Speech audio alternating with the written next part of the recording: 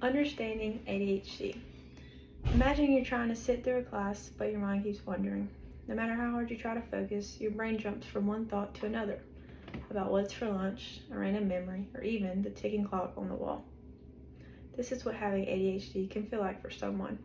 It's not about being lazy or not trying hard enough. It's about the brain working differently, making it hard to stay focused, organized, and sometimes even calm.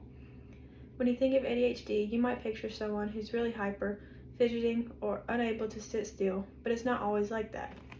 In fact, some people with ADHD, especially those with the attentive type, don't show any outward signs of hyperactivity. Instead, they struggle mostly with keeping their attention on one thing for too long.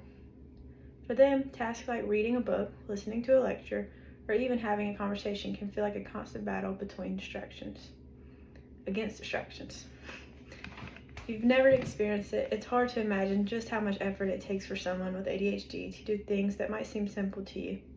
You might take for granted your ability to stay focused or organized, but for someone with ADHD, it often feels like they're running a race with their shoelaces tied together. It's not that they don't care, and it's definitely not about trying harder. It's just the way their brain is wired, which means certain everyday tasks are harder to manage. On top of that, there's also the impulsive side of ADHD. Have you ever blurted out something without thinking, only to regret it immediately after? With ADHD, that happens a lot. Decisions can sometimes be made in a split second, without pausing to think things through. It's like your brain doesn't always hit the pause button before acting. But here's the thing, ADHD isn't all negative. There's some pretty great strengths that come with it too.